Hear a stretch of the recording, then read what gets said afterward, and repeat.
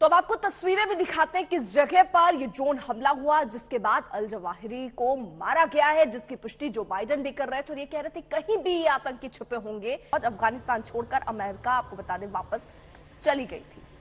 गौरव सावंत इस वक्त हमारे साथ, हमारे सहयोगी इस वक्त जुड़ चुके हैं, न्यूज रूम से हमारे साथ हैं, साथ ही साथ रक्षा विशेषज्ञ कर्नल दिनेश नैन हमारे साथ इस वक्त मौजूद है। आप दोनों का बहुत बहुत स्वागत। सबसे पहले जरा गौरव ये समझाइए, क्योंकि तालिबान तिलमिलाया हुआ है, ये किस तरीके से ये पूरी नजर रखा गया, क्योंकि कहा जा रहा है कि बालकनी में एक छोटी सी गलती की वजह से वो पकड़ा गया और ये हमला हुआ है। आ रही हूं मैं आपके पास, एक बड़ी खबर इस बीच आ रही है, जवाहिरी को हक्कानी नेटवर्क से सेफ हाउस दिया, ये जानकारी मिल रही है। आपको बता दें, ये बड़ा सवाल हो रहा था कि आखिरकार किसने इसको पनाह दी। जवाहिरी को हक्कानी नेटवर्क ने सेफ हाउस दिया, ये भी जानकारी मिल रही है। गौरव, इस पर रिएक्शन।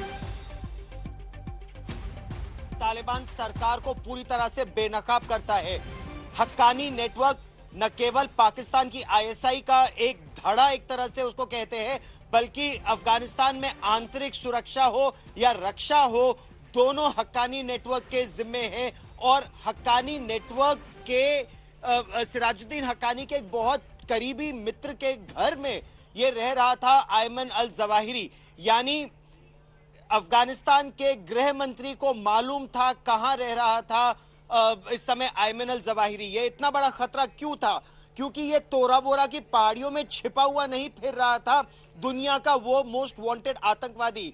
ये डाउनटाउन काबुल में अमेरिकी दूतावास से बस थोड़ी ही दूर वीवीआईपी इलाके में एक आलीशान बंगले में रह रहा था।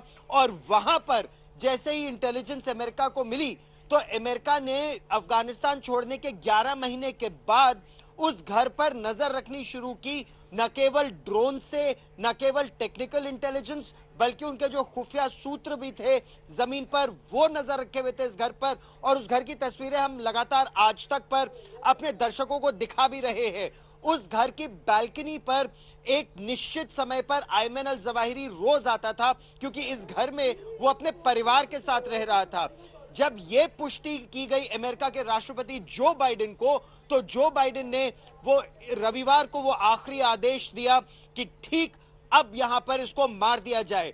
और हवा में वो जो ड्रोन्स थे, अनमैन्ड कॉम्बैट एरियल व्हीकल्स, वो कई दिनों से लॉइटर कर रहे थे, आ जा रहे थे, और उन्होंने हेल फायर मिसाइल के जरिए उसी बालकनी पर आयमन अल जवाहिरी को मार गिराया।